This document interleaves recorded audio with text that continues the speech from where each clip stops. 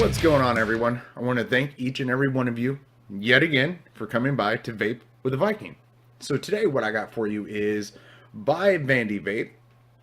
It's the Widowmaker RDA. All right. So we got that setting on the Viking mech mod by Sarah's Vape, little 18650 mech goodness. So we're going to take and do what we always do, go down, show you the build. Did something a little different with it, as in I started the build, and then you'll see I'll play the music and all, so on and so forth. But then I stop, and then you hear my voice again, mainly because I'll explain when we get down there. So, but first we'll do Vikings Advocacy Minute. Like I always try to tell you, I might not be an advocacy go-to person, but I would say I'm an advocacy director. So go check out Bogan, go check out Grim Green, go check out Matt from Suck My Mod. Those guys are definitely head first into advocacy and what it's doing. What I can tell you is join CASA. There are literally almost alerts every day now that places are just getting affected here, there, even in parts of California. Instead of doing the whole flavor ban that you guys have been hearing for probably ever, they're San Francisco alone is trying to do just a flat out ban of vaping. They're just like, you know what? We're tired of just going after flavors. It's not working, so we're just going to do this. So definitely join CASA, see what's going on. Pretty heinous. But we'll go back to this little RDA here. It's actually one that I've been using for quite a while now. I usually only test stuff for about a week and then go to it. I'll do the build, then I test it for a week, and then I'll shoot to FaceTimes. But with this, I've just been enjoying it thoroughly enough that I've been using it for definitely longer than a week. But let's just get right to it, and let's drop the hammer on the Widowmaker by VandyVape. Alright, so what I got for you today is from VandyVape, the Widowmaker RDA. So on the front cover, what you'll have is your color configuration, and then created by El Mundo Vapador, which is, I believe, a reviewer out of another country. I'm not sure, to be 100%. So on this side, you have VandyVape, and of course, more of what was on the front. This side, you're going to have your scratch authenticity, serial number, UPC, and a QR code. And then on the back, you'll have all the contents here. We'll kind of stop it there if you want to look. And then at the bottom, it actually has a little look of the airflow and how it works there too. So the main features right here. Okay, and then on the back side, got nothing there. So we'll open this guy up here. I'm actually pretty excited about this one. This one has this nice like chuff cap to it, so pretty excited about that. So in the box, you'll get, of course, your RDA here. There we go. You will get your like chuff cap style type of drip tip. And then you'll get a couple more airflow options, or air rings, essentially. And I just dropped one. That's always good. Then in the rest of the box, there we go. Jeez. All right, you'll get some fused Claptons. Looks like NI80 shows your inner diameter, wraps, ohms, what kind of power they're talking about. And then a little peripheral pouch that will have your 510 adapter, some extra grub screws, looks like a squonk pin, screwdriver, more Allens, O-rings, all that good stuff there. And then, of course, your user manual, which we won't go over that. We'll just we'll go over that without that. All right, so take a look at the device itself here. All right, so on the bottom, you of course have the Widowmaker, and then the El Mondo Vapador at the bottom there, and your serial number, and you have a 510 connection, and that is definitely hybrid safe. Got the peak insulator poking out pretty well in the 510. And this one in its standard configuration is the honeycomb air slot, or airflow option, however you want to call it. So what you would do to change those is take your drip tip off, and pretty easy. It's just the sleeve. That's all it is. So you can take and put on either the small slotted, which you'll see there's a bevel on one edge and it's flat on the other. So you always go flat down. That pops it on there. Or there is the kind of single hole version. So that's how you would basically change that stuff out. Pretty easy. And you'll notice if you try to put it on the other way, you'll know it's wrong. It doesn't fit like that. So we will use the honeycomb style. And then this is also where it gets a little different with the, basically like the chuff cap. You'll actually, instead of using, or if you look at this drip tip, it's got kind of a black top cap to it. Well, this, you actually just pop it without, or pop it on without a top cap, because it kind of essentially has its own built-in. So I'm pretty excited about that. We'll definitely want to try that out. So, all right, take a look at the build deck here. And while we have it here, might as well look at the airflow real quick too. The way it works, it's a big kind of square rectangle, but then it has this kind of almost like dam or slot that puts it at a swoop, essentially at an angle on both sides.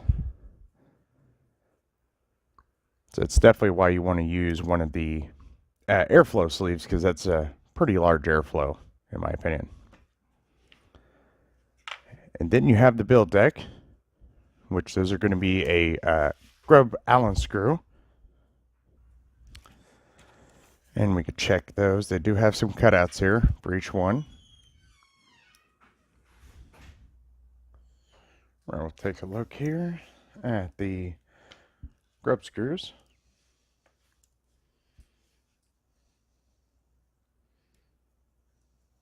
Yep, looks like so far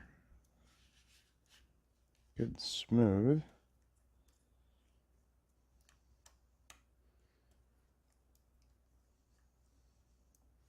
Yeah, all right, so that's what you got going on with there. So pretty plain, pretty simple on how those will work. Just simple blocks there. Now it looks like there is this little top piece here. This is when you put your squonk pin in. It'll just literally flood the deck from each side. So it's not a hugely deep juice well, but when you put your top cap on, you're gonna have, it's gonna be pretty squonk resistant, because you're gonna have to get, or squonk resistant, squonk leak resistant, because you're gonna have to get all the way up there and then out for it to leak. So, and then you do have the little lock is right here as well. The lock on the cap is here. And then here. The way that's essentially going to work is you get that back on there. It's going to be really tight to begin with, because there's no juice.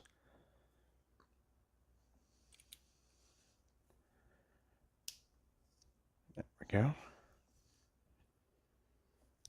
Just locked it in there. Essentially, here's your coils are going to be here, so it's roughly about here's where you want to throw it on there. There it is. I'm going to take a look down in there. Of course, your coils are going to be right about here. So that's how your airflow is going to come, basically kind of rolling in, which will end up right here. So you basically want your coils pretty much straight, almost straight even. You almost want to get them down to the block, because there'll be the airflow coming right about here. So, all right, so what we're going to go ahead and do is throw the couple included coils in there, throw some cotton in there as well, and juice it all up, and we'll use it in drip mode for now. And I will actually probably set this for a dual coil configuration, even though I like a single coil, and this is kind of a semi small deck. I wouldn't say it's tiny by any means, but I'm going to kind of throw a dual in there and see how that works. So all right, so I'll put that build in there, and we'll come back up and I'll tell you my thoughts on the Widowmaker by VandyVape and El Mono Vapeador.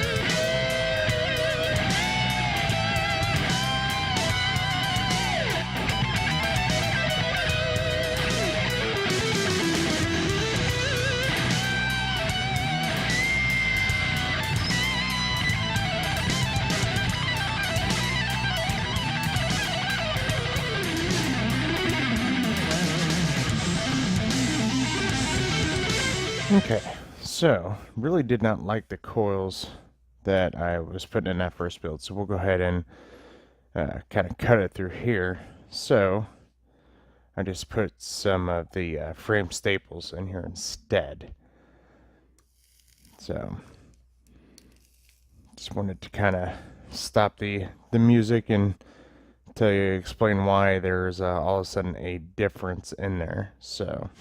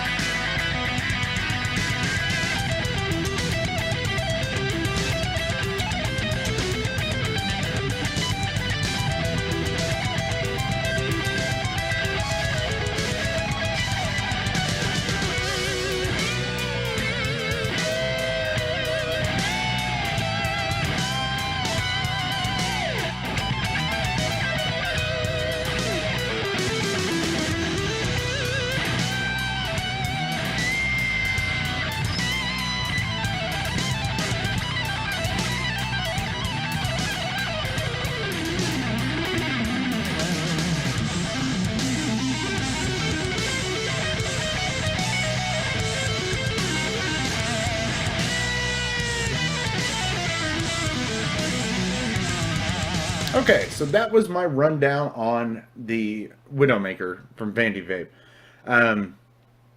So we'll go into pros and cons, and I guess some people might ask, have I guess, thoroughly tested it?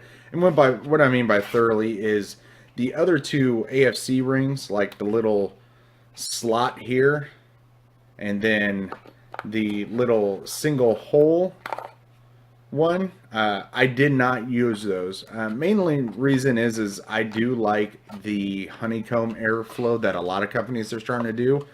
It's really smooth. It's still adjustable if you want to, and if you can see, you know, I have it. I wouldn't even say a quarter of the way closed. I have what, 2 rows, so almost halfway closed off. But 2 rows closed off, and I haven't really changed it. I haven't needed to. It's really good. I have switched between the chuff cap and then the other one. The other one, it matches a bit better if you're super matchy of a vapor, but I like the feel of the chuff cap. I really do. It's just, it fits really well, and I dig it. I like it. So, and this is on a 20S, Samsung 20S, and the coils, of course, I haven't changed them out since the dive down. So,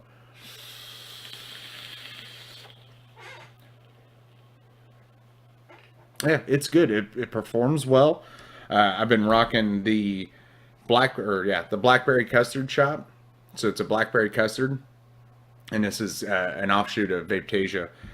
And you know, I've been using it with it, and I haven't changed it out. I like the flavor it's producing off of the custard, and of course, like the performance on the RDA itself.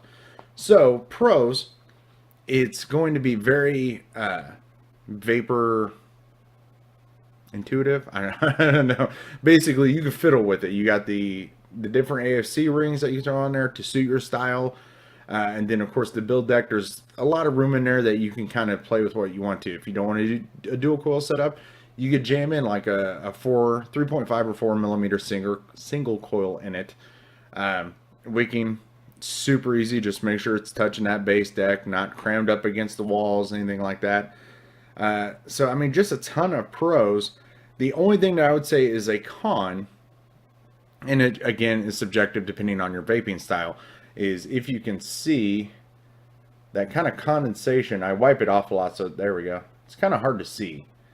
But if you do over drip it a bit, it will start kind of like condensating, not leaking, but condensating out of where that AFC is.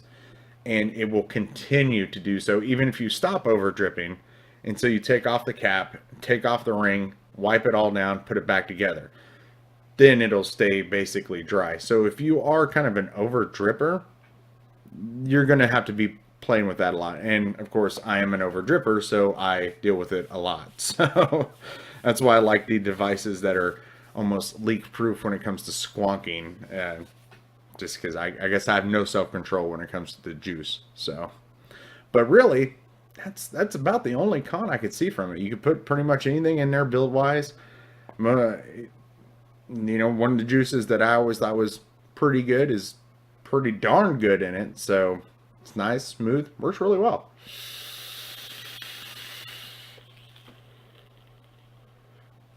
So yeah, Widowmaker. It's about 30 bucks anywhere you go. I've seen it, you know, 27, 32, someplace had it for 35. So, but on average, $30, which for a good performing RDA that's very versatile, that's a pretty good price. So I would definitely recommend it for anybody that just wants straight out of the box good vape to somebody that likes to tinker. You can tinker with it as well. So, but yeah, that is all I got for the Widowmaker today. I want to thank each and every one of you yet again for coming by to Vape with a Viking. And I'll catch you later.